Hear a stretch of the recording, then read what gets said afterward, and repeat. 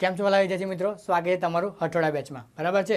હઠોડો શું છે? આપણે મગજમાં વગાડવાનો છે અને બધું યાદ રાખવાનું છે. બરાબર, જેટલું યાદ રાખશો એટલું તમારા માટે સારું રહેશે. યાદ કરો, આપણે ગયા વિડીયોમાં શું કર્યું હતું? વિભાગ સીનું સોલ્યુશન કર્યું હતું. કયા ક્વેશ્ચન લગીને? તો કે 41 ક્વેશ્ચન લગીને 41 ક્વેશ્ચન સુધી આપણે વિભાગ સીનું સોલ્યુશન કર્યું હતું. આજનો જે વિડીયો છે એમાં આપણે શું કરીશું? 42માં ક્વેશ્ચનથી શરૂઆત કરશું. પરંતુ તમારે એવું નથી કે જેમ જેમ વિડીયો ચાલે સર્ચ ચલાવે છે એમ એમ આપણે પણ આગળ ચાલતા જઈએ નહીં. બરાબર, આગળ તો ચાલો છો પણ શું છે, પાછળનું યાદ રાખવું પડે. પાછળનું ભૂલી ગયા તો આગળ જવાય નહીં. બરાબર છે, તમારે જેમ જેમ ચાલો છો એમ એમ પાછળનું બધું યાદ રાખવાનું છે. બરાબર, ખાસ ધ્યાન રાખજો કે તમે જે આપણે પ્રશ્નપત્ર 1 વિભાગ A B C D કર્યો એ જ રીતે તમારે પ્રશ્નપત્ર 2નો વિભાગ A B અને Cના જે 41 ક્વેશ્ચન સુધી થઈ ગયું છે એનું તમારે રોજ પુનરાવર્તન કરવાનું છે. તમે એકવાર ક્વેશ્ચન વાંચો પછી તમારે શું કરવાનું છે? જેવો ક્વેશ્ચન પતે વિડીયો પોઝ કરો, ફટાફટ એ ક્વેશ્ચન તમારે શું છે મોઢે લખવાની ટ્રાય કરવાની. બરાબર, આ રીતે તમારે તૈયારી કરવી પડશે. બરાબર, વિડીયોને એકવાર જોશો તો નહીં સમજ પડે. 2-3 વાર વિડીયો જો, પુનરાવર્તન કરો, સમજશો તો જ થશે. બરાબર છે, જેટલું સમજશો એટલું સારું રહેશે અને તમે જેટલી પ્રેક્ટિસ જાતે કરશો એટલી તમારે વધારે ફાયદો થશે. કારણ કે પરીક્ષામાં હું લખવા નથી આવવાનો, બીજા કોઈ સર લખવા નહીં આવવાના. લખવાનું કોને છે? તમારે જાતે. તો પ્રેક્ટિસ કોને કરવી પડશે? તમારે જાતે કરવી પડશે. બરાબર, ચાલો આજનો વિડીયોમાં આપણે શું કરીશું? વિભાગ સી છે તમારો. બરાબર, વિભાગ સીનો ક્વેશ્ચન નંબર 42 આપણે આગળ જવાનું છે. ચાલો આગળ જઈએ. શું છે પહેલો જ ક્વેશ્ચન જુઓ, વાનસ્પતિક પ્રજનન. શું કહે છે? વાનસ્પતિક પ્રજનન એટલે શું અને તેના શું દર્શાવવા તમારે ફાયદા? તો જ્યારે પણ તમારું વાનસ્પતિક પ્રજનનની વાત આવે તો તમારે સૌથી પહેલાં વિચારવાનું કે વાનસ્પતિક પ્રજનન કોના દ્વારા થાય? તો કે વાનસ્પતિક અંગો દ્વારા. વાનસ્પતિક અંગો કયા કયા? મૂળ, પ્રકાંડ અને પર્ણ. આ તો ગુખ્યા જ જવું જોઈએ. બરાબર, વાનસ્પતિક પ્રજનનની વ્યાખ્યા કદાચ તમને 1 માર્ક્સમાં પણ પૂછી શકે. બરાબર, તમે યાદ કરો વિભાગ બીમાં 2 માર્ક્સના ક્વેશ્ચન આવે તેવું પણ કહી શકે કે વાનસ્પતિક પ્રજનન સમજાવો અને તેના વાનસ્પતિક અંગો વિશે લખો. કયા કયા છે વાનસ્પતિક અંગોના નામ આપો. કે મૂળ, પ્રકાંડ, પર્ણ. 2 માર્ક્સમાં આ પણ પૂછાઈ શકે. આવી રીતે તૈયારી કરવાની કે મોટો ક્વેશ્ચન છે પણ એમાંથી 3માંથી 2 માર્ક્સમાં પૂછાઈ શકે. તો કે હા પૂછાઈ શકે, આ રીતે પૂછાઈ શકે. એ રીતે તમારે તૈયારી રાખવાની. ચાલો, વાનસ્પતિક પ્રજનન એટલે શું? કે જે કેટલીક વનસ્પતિઓ છે, બરાબર, કેટલીક વનસ્પતિઓમાં શું જોવા મળે છે? વાનસ્પતિક અંગો જે છે કયા કયા છે? આપણે વાત કરીએ એમ મૂળ, પ્રકાંડ, પર્ણ. એ જે સાનુકૂળ પરિસ્થિતિ થશે, સાનુકૂળ પરિસ્થિતિમાં શું થશે? એનું વિકાસ પામશે અને નવો છોડ ઉત્પન્ન થશે. વાનસ્પતિક અંગો દ્વારા એનું પ્રજનન થશે. પણ વાનસ્પતિક પ્રજનન થાય અને એમાંથી શું છે? નવા છોડનું વિકાસ પામે છે. કઈ રીતે જુઓ? બરાબર, આમ છોડ જે કે વનસ્પતિ તેની ક્ષમતાના ઉપયોગથી શું છે? પ્રજનનની રીતના સ્વરૂપમાં કરે છે. પોતાના છોડ જે છે તેની ક્ષમતાનો ઉપયોગ શું છે? પ્રજનનની રીતમાં કરે. આ એક ક્ષમતાના પ્રજનનમાં કરે છે. બરાબર, એનું વાનસ્પતિક પ્રજનન થશે અને એમાંથી નવો છોડ વિકાસ પામે છે. એમાં જે આગળ જો કે ખેતીવાડી છે એમાં શું છે? વાનસ્પતિક પ્રજનનની જે તકનિક છે એનો ઉપયોગ શું છે? વધારવામાં આવે છે. કેમ વધારવામાં આવે? તો તેનાથી આપણને શું છે? ઝડપી ઉત્પાદન મળે. ભાઈ, ખેતરમાં આપણે વાવીએ, ખેતરમાં વાવણી કરીએ. બરાબર, અને વાવણી કર્યા પછી યાદ કરો કે આપણને જે છે એ પ્રોડક્ટ જે છે તમારું જે ખેતીનું જે છે એ આપણને જલ્દી મળતું હોય, ઉત્પાદન જલ્દી થતું હોય તો શું થાય? ફાયદો જ છે ને ભાઈ. તમને જે કામ વર્ષમાં થતું એ કામ તમને કોઈ 3 મહિનામાં થઈ જાય તો. બરાબર, વાનસ્પતિક પ્રજનનનો છે અમુક જે વનસ્પતિઓ જે છે એમાં શું છે? ફાયદાકારક છે. તો ખેતીવાડીમાં શું છે? ઉપયોગ કરવામાં આવે છે આ તકનિકનો. બરાબર, હવે શું કહેવાય છે? ઉદાહરણ જોઈ લેવાના. બરાબર, ઉદાહરણ ખાસ ધ્યાન રાખજો. કયા કયા છે? શેરડી, દ્રાક્ષ, ગુલાબની કલમ, ડાબ કલમ. એ બધામાં આરોપણ દ્વારા શું છે? ખૂબ જ ઝડપથી પુષ્પ અને ફળનું નિર્માણ થાય. બરાબર, વાનસ્પતિક પ્રજનનનો જેટલો તમે ઉપયોગ કરશો શું થશે? કે વાનસ્પતિક પ્રજનન દ્વારા શેરડી છે, દ્રાક્ષ છે, ગુલાબ છે, ડાબ કલમ છે, આનાથી શું થશે? ઝડપી એમાં પુષ્પ વિકસે. જેટલું ઝડપથી પુષ્પ આવશે એટલું ઝડપથી ફળ મળશે. બરાબર છે, એ જ તમારે પુષ્પ કે ફળ જે વનસ્પતિમાં પુષ્પ આવતા હોય એ બધામાં પુષ્પ, જેમ કે ગુલાબ છે એમાં પુષ્પ આવે તો ઝડપથી પુષ્પ આવશે. બરાબર, દ્રાક્ષ છે તો દ્રાક્ષમાં કેવું? દ્રાક્ષ આવે તો એ જે ફળ છે એ ફળ કેવું છે? ઝડપથી મળે. એટલે એના માટે વાનસ્પતિક પ્રજનન કેવું છે? એ તકનિકનો ઉપયોગ થાય. બરાબર, હવે શું કીધું? એના વિશે સમજાવવાનું તો છે, સાથે સાથે એના શું છે? ફાયદા લખવાના છે. બરાબર, ફાયદા જુઓ. પહેલો ફાયદો શું છે? કે કેરા, નારંગી, ગુલાબ, મોગરા, આ જે બધી વનસ્પતિઓ છે શું છે? સફળતાપૂર્વક ઉગાડી શકાય છે. સફળતાપૂર્વક ઉગાડવા માટે વાનસ્પતિક પ્રજનનનો આ એક ફાયદો છે. કઈ કઈ વનસ્પતિઓ સરળતાથી ઉગી શકે છે? જુઓ, સફળતાપૂર્વક કેરું છે, નારંગી છે. બરાબર છે, આગળ જુઓ કયા કયા છે? ગુલાબ છે, મોગરો છે. આ બધી જ વનસ્પતિઓ જે છે એ સફળતાપૂર્વક ઉગાડી શકાય છે. આગળ જુઓ શું કહ્યું છે? બીજ રહિત ફળોનું નિર્માણ થાય. યાદ કરો, વાનસ્પતિક પ્રજનન કેવા પ્રકારનું પ્રજનન છે? લિંગી કે અલિંગી? ભણ્યા હતા ધોરણ 7, યાદ કરો, ધોરણ 7માં બી ભણ્યા હતા આપણે કે વાનસ્પતિક પ્રજનન છે એ લિંગી પ્રજનન કે અલિંગી પ્રજનન છે. કઈ રીતે ડિસાઇડ કરશો? અહીંયા શું છે? બીજ રહિત. યાદ કરો, લિંગી અલિંગી પ્રજનનમાં બીજ રહિત વસ્તુ આવતી એક કે જેને બીજ વડે પ્રજનન થાય અને અહીંયા ગાડી વનસ્પતિઓ ઉગે. એકમાં છે કે બીજામાં બીજની જરૂર પડતી નથી. આનો જવાબ તમારે કોમેન્ટ સેક્શનમાં યાદ કરીને લખવાનો છે. યાદ કરો, ધોરણ 7 બી યાદ કરો, તમારું બી યાદ કરો કે વાનસ્પતિક પ્રજનન એ કયું પ્રજનન છે? લિંગી કે અલિંગી? શું છે? હિન્ટ બી આપી દઉં, શું છે? બીજ રહિત. બરાબર, બીજ વગર ફળનું નિર્માણ થાય છે. તો કયા પ્રકારનું પ્રજનન આવશે? કોમેન્ટ સેક્શનમાં આનો જવાબ તમારે લખવાનો છે. બરાબર છે, લખીને યાદ કરીને લખવાનો છે. યાદ કરજો. બરાબર, આપણે આગળ જઈએ. શું કહે છે?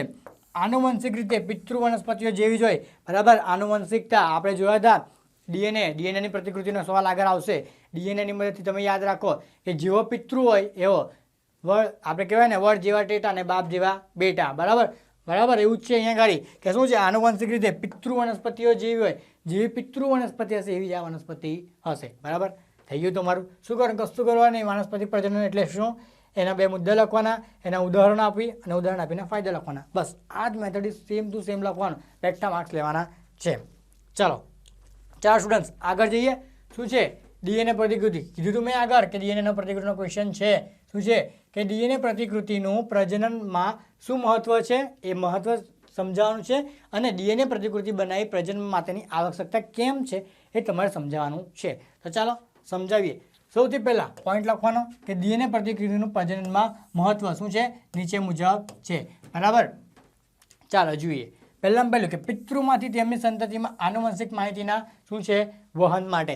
ખાસ યાદ રાખો, જેવો પિતૃ હશે એવું સંતતિમાં આવશે. યાદ કરો, જ્યારે આપણે કોઈ હોસ્પિટલમાં જઈએ, હોસ્પિટલમાં નાના બાળકનો જન્મ થાય, જેવો નાના બાળકનો જન્મ થાય શું થશે?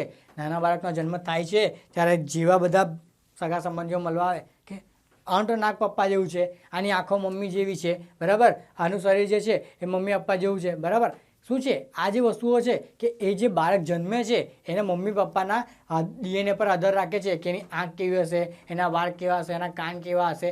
આ જે છે શું કહેવા માંગે છે કે પિતૃમાંથી કોનામાં જાય છે? સંતતિમાં. કે પિતૃમાંથી સંતતિમાં વસ્તુઓ એ જ આનુવંશિક માહિતી આપે છે. બરાબર, આ જે આનુવંશિક માહિતીનું શું થાય છે? પિતૃમાંથી સંતતિમાં વહન થાય છે. ચાલો આગળ જઈએ. શું કહે છે? ડીએનએમાં ફેરફારને કારણે શું છે? ભિન્નતાઓ સર્જાય. બધાના ડીએનએ કેવા હોય છે? સરખા હોતા નહીં. બરાબર, જેટલા બધા હોય ડીએનએ અલગ અલગ હોય તો તમે છોકરાઓ જોશો કે બધાની કેપેસિટી અલગ હોય, બધાના વાર અલગ અલગ હોય. બરાબર છે, બધાની જે બોલે છે આપણે, બરાબર, બધાનો અવાજ કેવો હોય? અલગ અલગ હોય. એ બધું શું છે? ભિન્નતાઓ જોવા મળે. પ્રજનનમાં સર્જાતી આ ભિન્નતા શું છે? જાતિના ઉદ્વિકાસનો આધાર બને છે. બરાબર, જેટલી પણ જાતિઓનો વિકાસ થાય છે, બરાબર, આ જે વિકાસ થાય છે એ વિકાસ થાય એમાં શું છે? પ્રજનનની સર્જાતી આ જે ભિન્નતા છે. ડીએનએમાં ભિન્નતા આવે એટલે પ્રજનનમાં શું છે? ભિન્નતાઓ સર્જાશે. આ જે ભિન્નતાઓ સર્જાય છે એ શું થશે? જાતિના ઉદ્વિકાસ માટે શું છે? એના પર આધાર રાખે છે. ત્રીજો મુદ્દો શું કહે છે કે પ્રજનનમાં ડીએનએની પ્રતિકૃતિનું સર્જન એ શું છે? કેવી ઘટના છે? મૂળભૂત ઘટના છે. બરાબર છે, આ તમારું પ્રજનન જે ડીએનએની જે પ્રતિકૃતિનું સર્જન થાય છે એ તમારા માટે કેવી હશે? મૂળભૂત ઘટના. બરાબર, આ મૂળભૂત ઘટના તમારે યાદ રાખવાની છે. ડીએનએની પ્રતિકૃતિના સર્જનથી શું થશે? કે ક્રિયા કેટલીક શું છે? ભિન્નતાઓ દર્શાવી શકાય. અને આ જે ભિન્નતાઓ છે એ વ્યક્તિગત રીતે શું છે? ઉપયોગ કરતી નથી, પણ શું થશે? ભેગી થશે. શું થશે? લાંબા સમયગાળે શું થશે? એકત્રિત થશે. જેવું એકત્રિત થશે શું થશે? એમાં શું છે? ફેરફાર સર્જી શકાય. અને આ જે ફેરફારો છે એ ઉદ્વિકાસ શું કરે છે? પ્રેરી શકે છે. બરાબર, યાદ કરો શું છે? ડીએનએ પ્રતિકૃતિ કેવી ઘટના? મૂળભૂત ઘટના. આમાં શું થશે કે તમારું જે ડીએનએ પ્રતિકૃતિના સર્જન છે એ જે સર્જન થાય છે, સર્જનથી શું થશે? ભિન્નતાઓ સર્જાય. હવે આ જે ભિન્નતાઓ સર્જાય છે એ શું છે? વ્યક્તિગત રીતે નથી રહેતી. શું કહે છે? લાંબા સમયગાળા થઈને શું થાય છે? એ એકત્રિત થશે, ભેગું થશે. બરાબર, તમે કંઈક એક સોસાયટી છે, બરાબર, એક સોસાયટીની બહાર કચરાપેટી એટલી બધી હોય, બરાબર, પણ શું કરે લોકો? રસ્તો હોય, રસ્તાની બહાર જઈને એક જગ્યાએ કચરાપેટીમાંથી શું છે? કચરો ત્યાં કરી બહાર નાખે. એક જણ બહાર નાખશે, બીજો નાખશે, ત્રીજો નાખશે, ચોથો નાખશે, પછી શું થશે? ઢગલો, બરાબર, આખો ઢગલો થઈ જાય કચરોનો. એ જ રીતે અહીંયા આગળ વસ્તુઓ શું થાય છે, લાંબા સમયગાળા સુધી શું છે, એકત્રિત થાય છે અને જાતિમાં શું છે, ફેરફાર થઈ શકે. આ જે ફેરફારો છે એ શું શકે છે, ઉદ્વિકાસ થઈ શકે છે, બરાબર છે. આ તમારો મુદ્દો થઈ ગયો, બરાબર. આ રીતે તમારે મુદ્દા સમજાવવાના છે. ચાલો સ્ટુડન્ટ્સ, આ બાજુ ધ્યાન આપજો, બરાબર. શું છે આગળનો ક્વેશ્ચન જુઓ. એક વિદ્યાર્થી મહર્ષિ શું કરે છે, સૂર્યપ્રકાશના લેન્સનો ઉપયોગ કરીને શું છે, કાગળ સળગે. આ પ્રયોગ તો બધા જ કર્યો હશે ને. કાગળ લેવાનું, મૂકવાનો, ત્યાંથી આવશે સૂર્યકિરણ, એના પર પાડવાનું. શું છે, કાગળ એક એનું જે બિંદુ છે, આપણે એક બિંદુ પર કેન્દ્રિત કરીએ પ્રકાશને, પછી શું થશે, એ જે કાગળ હશે થોડા ટાઈમ સુધી શું છે, પછી સરગવા માંડશે. આ જે સરગવા માંડશે તેના માટે જે આપણે લેન્સ વાપરીએ છીએ, લેન્સ કયો વાપરીએ છીએ સાહેબ, એ તો ખબર નહીં, આપણે ખાલી પ્રયોગ કરવા આજે મતલબ. એવું ના હોય. 1 માર્ક્સ જો 1 માર્ક્સ બેઠ તો અહીંયા ગાડી મળે, બરાબર. 1 માર્ક્સની વેલ્યુ હોય, બરાબર. કોઈને 934 આવતા હોય, કોઈને 935 આવતા હોય, તો 935 વાળો શું છે, પહેલા નંબર પર આવી જશે. 934 આવતા હોય બીજા નંબર પર રહી જાય, બરાબર. માર્ક્સની વાત કરું છું, બરાબર. 1 માર્ક્સ તમારો બહુ ઇમ્પોર્ટન્ટ હોય. માની લો કે તમે કોઈ જે સ્કૂલમાં ભણો છો, 10મા ધોરણમાં છો, 10મા ધોરણમાં હાઈએસ્ટ છે, બરાબર. એક વિદ્યાર્થીના 1 જ માર્ક્સ વધારે છે, એનો 1 માર્ક્સ વધારે છે, તો 1 માર્ક્સના તેનો પહેલો નંબર આવે ને બીજાને 1 માર્ક્સ ઓછો તો બીજો નંબર આવે. 1 માર્ક્સ ઇમ્પોર્ટન્ટ હોય એટલે બધું યાદ રાખવાનું, બરાબર. શું કહે છે, મહર્ષિએ જે ઉપયોગ કરેલો લેન્સ એ કયા પ્રકારનો હશે, તો જો અહીંયા ગાડી શું લખેલું છે, બહિર્ગોળ, બરાબર. એ જે લેન્સ હશે કયા પ્રકારનો હશે, બહિર્ગોળ. આ ઘટના મળતા પ્રતિબિંબનું સ્થાન જણાવવાનું છે. હવે શું કીધું, પ્રતિબિંબનું સ્થાન દર્શાવવાનું છે. તો પહેલાં આપણે જોઈશું વસ્તુનું સ્થાન, કે વસ્તુનું સ્થાન ક્યાં હશે, અનંત અંતરે. સૂર્યપ્રકાશ અહીંયા હોય, બરાબર. હા, સૂર્યપ્રકાશ અહીંયા હોય, પણ સૂર્યપ્રકાશના કિરણો આવે ક્યાંથી છે, સૂર્યમાંથી. સૂર્ય કહે છે એ તો ભાઈ અનંત અંતરે છે, દૂર છે, આપણાથી બહુ દૂર છે, બરાબર. એટલે એ જે છે અનંત અંતરે છે, બરાબર છે, અનંત અંતરે જોવા મળે, બરાબર. એટલે જે અનંત અંતરે જોવા મળે છે એટલે વસ્તુનું સ્થાન ક્યાં થશે, અનંત અંતરે જોવા મળશે, બરાબર. આગળ જુઓ, પ્રતિબિંબનું સ્થાન. તો પ્રતિબિંબનું સ્થાન વસ્તુની કઈ જગ્યાએ જોવા મળે, વિરુદ્ધ દિશામાં મુખ્ય કેન્દ્ર F2 પર, બરાબર છે. જુઓ, પ્રતિબિંબનું સ્થાન વસ્તુની વિરુદ્ધ બાજુ હોય અને ક્યાં જોવા મળશે, તો કે મુખ્ય કેન્દ્ર પર, બરાબર. સૂર્ય અહીંયા છે, અહીંયા ગાડી લેન્સ હશે, તેની આ બાજુની સાઈડ પ્રતિબિંબ જોવા મળે એટલે વિરુદ્ધ દિશામાં જશે. ત્રીજું, તમારે શું દર્શાવવાની છે, આકૃતિ દર્શાવવાની છે, બરાબર. આકૃતિ જોઈએ, ચાલો.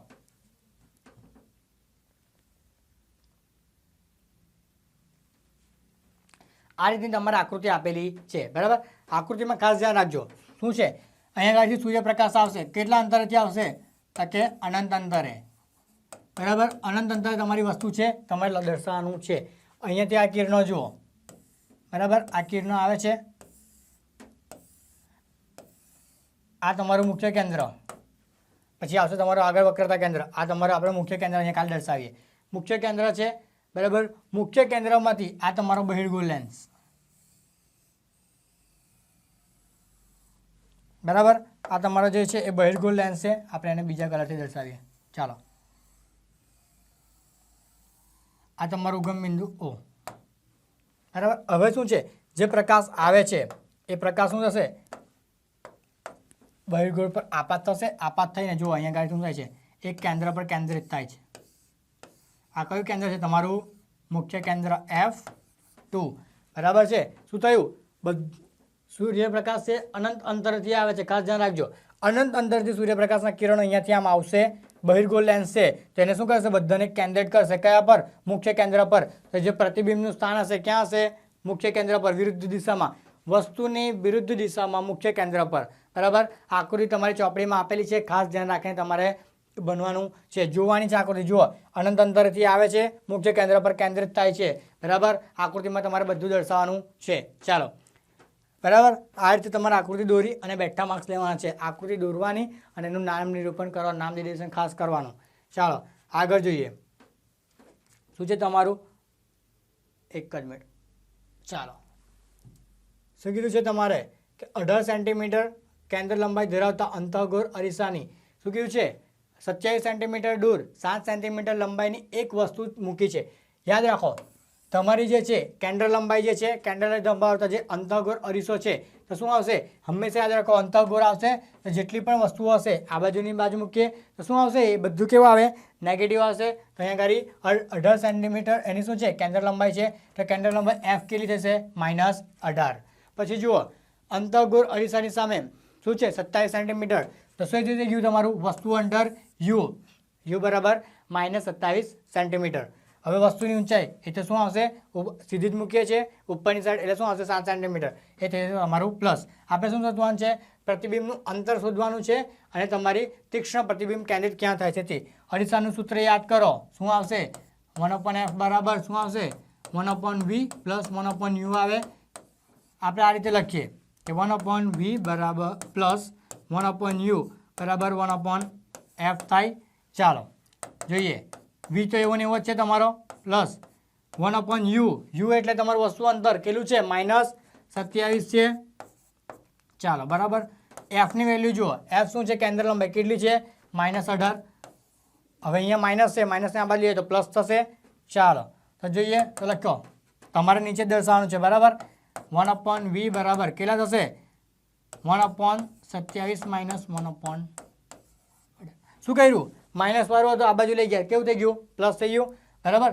હવે યાદ કરો. હવે લાવવાનો છે આપણે લસાનું બરાબર છે. શું થશે? બરાબર આપણે જુઓ અહીંયા 27 દૂના કેટલા થશે? 54 થશે બરાબર. 18 × 54 એટલે નીચે આપણે શું લખશું? 54 બરાબર છે. અહીંયા ગાડી 18 અહીંયા ગાડી 2 શું આવશે? 2 - 3. 27 દૂના 54 અને 18 54 માઇનસમાં આવશે બરાબર છે. જુઓ માઇનસમાં આવ્યું. હવે જુઓ કે આપણને 1/v ની વેલ્યુ કેટલી મળશે? તો કે -1/54 બરાબર છે. હવે 1/v છે આપણે શું જોઈએ? v જોવે તો v આપણને કેટલો મળશે? -54 મળશે બરાબર છે. બરાબર કેટલા મળશે? -54 સેન્ટીમીટર. હવે મળી ગયો આપણને v બરાબર. v ની વેલ્યુ મળી ગઈ છે આપણને. v કેટલો મળ્યો છે આપણને? -54 સેન્ટીમીટર. ચાલો હવે v તો મળી ગયો. એ થઈ ગયો આપણું પ્રતિબિંબ બરાબર. હવે જુઓ v આપણને કેટલો મળ્યો તો? -54. -54 કેવું છે? ઋણ મૂલ્ય છે એટલે એનું પ્રતિબિંબ વસ્તુ તરફ એટલે કે અરીસાની કઈ હશે? આગળ. કઈ બાજુ? ડાબી બાજુ બરાબર છે. v માઇનસમાં છે એટલે આપણને ખબર પડી ગઈ. હવે તીક્ષ્ણ પ્રતિબિંબ મેળવવા માટે પડદાને વસ્તુ તરફ અરીસાથી કેટલા અંતર રાખવો પડે? 54 સેન્ટીમીટર. પ્રતિબિંબ -54 છે બરાબર. અહીંયા આગળ માઇનસ આપણને v મળ્યો, -54 મળ્યો તો આપણે વસ્તુને કેટલા અંતર રાખશું? સેમ 54 સેન્ટીમીટર પણ કેવામાં? પોઝિટિવ બરાબર. યાદ રાખવાનું. પ્રતિબિંબ પડદા પર મળતું હોવાથી તે કેવું હશે? વાસ્તવિક અને ઉલટું. પડદા પર પ્રતિબિંબ મળે છે એટલે આપણને હંમેશા કેવું મળે? વાસ્તવિક અને ઉલટું બરાબર. હવે શું કીધું છે તમને? મોટવણી દર્શાવવાની છે તો જુઓ શું આવશે? મોટવણી સૂત્ર m બરાબર h' અથવા તો -v/u કરતા હતા આપણે બરાબર. તો લખો -7 શું આવશે? અહીંયા ગાડી -54/-27 બરાબર છે. બન્યા હતા બરાબર. શું આવશે? બરાબર છે. કેટલો જવાબ આવશે? અહીંયા ગાડી 27 દૂના 54 7 દૂના 14 -14 સેન્ટીમીટર તમારો જવાબ આવશે બરાબર. હવે તમારું જે વસ્તુનું પરિમાણ છે સાઇઝમાં કેટલું મળશે તમને? 7 સેન્ટીમીટર મળે બરાબર. અહીંયા ગાડી જુઓ શું થયું કે તમારું જે h' ની વેલ્યુ જે છે શું છે? h' ની વેલ્યુ છે h કરતાં કેવી છે? અહીંયા ગાડી મોટી છે બરાબર. આ તમારે લખવાનું છે બરાબર. હવે એટલે તમારું જે પ્રતિબિંબ છે h' ની વેલ્યુ અહીંયા ગાડીથી તમે જોઈ શકો છો. આ વસ્તુ જુઓ સમજ પડી? h' ની વેલ્યુ કેવી છે? વધારે. જ્યારે h' ની વેલ્યુ વધારે હશે તો તમારું પ્રતિબિંબ વસ્તુ કરતાં કેવું હશે? મોટું. એટલે જેટલી તમારી વસ્તુ હશે એના કરતાં પ્રતિબિંબ કેવું મળે? મોટું. આની ઊંચાઈ h છે, આની ઊંચાઈ h' છે તો જોઈ શકો છો કે h' કેવી છે? વધારે છે લંબાઈ એની. તો એના પરથી આપણને ખબર પડી જાય કે h' ની વેલ્યુ h કરતાં મોટી છે તો વસ્તુ કેવા હશે? આનું પ્રતિબિંબ કેવું હશે? મોટું બરાબર. દાખલામાં સમજ પડી? આ રીતે તમારે આખો દાખલો કમ્પ્લીટ લખવાનો છે બરાબર. ચાલો આગળ જઈએ. જેટલો ઇઝી દાખલો છે એકદમ ઇઝી દાખલો છે બરાબર છે. એને તમારે જેટલી તમે તૈયારી કરશો એકદમ ઇઝી તમારે બનવાનું છે. ચાલો આગળ જઈએ. શું કહે છે? 46મું જુઓ કે નિરલભાઈએ એક પરિપથમાં શું કે 100 વોટના 3 બલ્બ 100 વોટના 3 બલ્બને શ્રેણીમાં જોડેલ છે. જ્યારે વિક્કીભાઈએ 100 વોટના જે છે એને શું કર્યું છે? આપણે સમાંતરમાં જોડ્યું છે તો સમાન વિદ્યુત સ્ત્રોત સાથે જોડેલ છે. શું થશે? પહેલું જુઓ કે શું બંને બલ્બ સમાન પ્રકાશિત થશે? હવે ધ્યાન રાખો નિરલભાઈએ શું કીધું છે? શ્રેણીમાં જોયું. માની લો આપણે ખાલી અવરોધ વડે દર્શાવીએ. ચલો અવરોધને આપણે એને બલ્બ જ દર્શાવીએ. શું છે? આ પહેલો માની લો કે અહીંયા ગાડી આ પહેલો બલ્બ છે, આ બીજો બલ્બ છે અને અહીંયા ગાડી શું છે? આ ત્રીજો બલ્બ છે. 3 બલ્બ દર્શાવ્યા, શ્રેણીમાં દર્શાવ્યા. તો શું છે? 3 બલ્બને શ્રેણીમાં દર્શાવ્યા. હવે વિક્કીભાઈ એ જ વસ્તુ શું છે? સમાંતરમાં કરે છે. આપણે ખાલી દર્શાવવા ખાલી અહીંયા ગાડી દર્શાવી દઈએ, બરાબર. આ સમાંતર, આ શ્રેણીમાં જોડાણમાં પેલું સમાંતરમાં જોયું. શું બંને બલ્બ પ્રકાશિત થશે સરખા? બંને બલ્બ સમાન પ્રકાશિત થશે? તો કે ના, બંને બલ્બ સમાન પ્રકાશિત થશે નહીં. કેમ? તો જુઓ કે બંને બલ્બ સમાન થશે નહીં. કેમ? બંનેનો અવરોધ કેવો હોય? જુદો હોય, બરાબર. અહીંયા ગાડીથી તમે માની લો કે અવરોધ પસાર કરો છો, આનો અવરોધ કેવો હશે? અહીંયા અવરોધ કેવો હશે? અહીંયા અવરોધ કેવો હશે? બદલાઈ જાય, બરાબર. એટલે અવરોધ જ સમાન નથી, બરાબર. અવરોધ કેવો છે? જુદો જુદો છે. એટલે અવરોધ જુદો છે તે સમાન પ્રકાશિત થવાના નથી, બરાબર છે. કાર્ય કરવા માટે જરૂરી પ્રવાહ પણ કેવો છે? જુદો. અહીંયા આગળથી તમે પ્રવાહ આપો છો એટલે પ્રવાહ મળશે નહીં, મળે. બધી જગ્યાએ કેવો છે? અલગ થાય છે. વધુમાં સાધનને શું થઈ શકે છે? નુકસાન થઈ શકે. અને નુકસાન થાય તો સરખી રીતે કામ કરશે? તો કે નહીં કરશે. એટલે પહેલો સવાલનો જવાબ મળી ગયો કે બંને સમાન પ્રકાશિત થાય છે, નહીં થતા. તો ચાલો સમજાઈ દઉં. હવે આગળ વધીએ. શું કહે છે? જુઓ કે બંનેમાંથી હવે એક બલ્બ ફ્યુઝ થાય. માની લો કે બંનેમાંથી એક બલ્બ ઉડી ગયો છે, તો શું બંને પરિપથમાં બાકીના બલ્બ પ્રકાશિત થશે? બરાબર. શું કહે છે? જુઓ, માની લો શ્રેણી જોડાણ. સૌથી પહેલું શ્રેણી જોડાણ હતું. આ તમારું શ્રેણી જોડાણ છે. આ બલ્બ હું અહીંયા ખાલી સંજ્ઞા આપણે દર્શાવે છે. આ થઈ ગયા તમારા બલ્બ.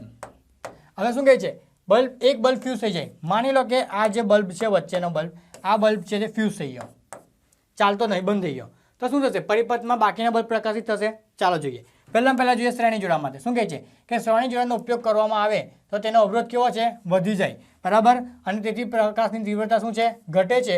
અને એક બલ્બ ઉડી જાય તો બાકીના બે બલ્બ શું છે? પ્રકાશિત થતા નથી. માની લો અહીંયા ગાડીથી અવરોધ પસાર કરું છું, બરાબર. હવે આ બલ્બ તો બંધ છે એટલે અહીંથી આગળ અવરોધ જવા નથી, તો અવરોધ શું થશે? વધશે. અહીંયા ગાડી એક વસ્તુ વધશે. માની લો કે અહીંયા ગાડી કોઈ પાણી જતું હોય, બરાબર. આ પાણી જાય છે, અહીંયા ગાડી હું બંધ બાંધું તો આ પાણી શું થયા કરે? એકત્રિત થયા કરે. તો પાણીની સંખ્યા, પાણીનો જથ્થો કેવો થાય? વધી જાય, બરાબર. પાણીનો જથ્થો વધી જાય. આ જે પાણીનો જથ્થો વધે છે, યાદ કરો ડેમની રચના, બરાબર. ડેમની રચના એ પ્રકારની આવે, બરાબર. એટલે પાણી, અહીંયા ગાડી શું થાય? પાણી વધી જાય તો અહીંયા ગાડી તમારો અવરોધ પણ શું થશે? અવરોધ વધી જશે, બરાબર. જેટલો તમારો અવરોધ વધી જાય, શું થશે? અવરોધ વધવાના કારણે શું થાય? પ્રકાશની તીવ્રતા ઘટે. જેવો પ્રકાશની તીવ્રતા ઘટે છે, અહીંયા તમારો એક બલ્બ ઉડી ગયો તો અહીંથી આગળ જશે નહીં. જ્યારે આગળ જશે નહીં તો આગળના બલ્બ શું છે? પ્રકાશિત થવાના નથી, બરાબર. સમજ પડી ગઈ? આટલું તમે લખવાનું છે શ્રેણી જોડાણ માટે, બરાબર. શ્રેણી જોડાણ માટે લખ્યું. હવે આપણે જોઈશું સમાંતર જોડાણ માટે. માની લો કે સમાંતર જોડાણમાં હોય તો શું થશે? આ બલ્બ છે, બરાબર છે. અહીંયા ગાડી બીજો બલ્બ જોડાયેલો છે, અહીંયા ગાડી ત્રીજો બલ્બ જોડેલો છે. આ તમારું છે શ્રેણી જોડાણ છે, માની લો. સમાંતર જોડાણ છે. આ તમારું સમાંતર જોડાણ છે. સમાંતર જોડાણમાં તમે જોડશો તો શું થશે? એ ઉપયોગ કરવામાં ત્યારે બધા બલ્બ સમાન પ્રકાશિત થાય છે. જો તેમાંનો કોઈ એક બલ્બ ઉડી જશે તો પણ બાકીના બલ્બ શું છે? પ્રકાશિત રહે. માની લો અહીંથી વિદ્યુત પ્રવાહ જાય છે, અહીંથી વિદ્યુત પ્રવાહ ગયો, અહીંયા ગાડીથી આમ જાય છે. હવે આ જે બલ્બ છે એ બંધ થઈ ગયો તો શું થશે? વિદ્યુત પ્રવાહ અહીંથી તો જશે જ, બરાબર. આ રસ્તો બંધ થઈ ગયો તો અહીંયા ગાડી બીજો રસ્તો આપ્યો છે, બરાબર. રસ્તા પર કોઈ જગ્યાએ કામ ચાલતું હોય તો ખબર છે, તમે ડાયવર્ઝન આપી દે, બીજા રસ્તાથી જતા રહો. એ જ છે. આ રસ્તો બંધ છે તો અહીંયા ગાડી ડાયવર્ઝન આપી દીધું અહીંથી, પણ અહીંથી તો જવાનો જ છે, એ રસ્તો તો ચાલુ જ છે. તો આ બલ્બ ક્યાં થશે? પ્રકાશિત થશે, બરાબર. એટલે શું થશે? શ્રેણી જોડાણમાં નહીં થતા પણ સમાંતરમાં થશે, બરાબર છે. અહીંયા આપણો તમારો જે છે એ જવાબ પૂર્ણ થાય. અહીંયા આગળ આપણું વિભાગ સી કેવું છે? પૂર્ણ. વિભાગ ડી જે છે, વિભાગ ડી માટે આપણે આની પછીના વિડીયોમાં સોલ્યુશન મેળવશું, બરાબર છે. હવે તમારે શું કરવાનું છે? રિવિઝન, બરાબર છે. જેટલું તમે રિવિઝન કરશો એટલું તમે શું છે? આગળ વધશો. તમારે પ્રશ્નપત્ર 1ના વિભાગ ABCD અને પ્રશ્નપત્ર 2ના વિભાગ A, B અને Cનું પુનરાવર્તન કરવાનું છે. વિભાગ D આપણે હવે પછીના વિડીયોમાં ચાલુ કરશું, બરાબર. ચાલો તો મળીએ આપણે નવા વિડીયોમાં, બરાબર, ત્યાં આપણે વિભાગ Dનું સોલ્યુશન કરશું. ચાલો.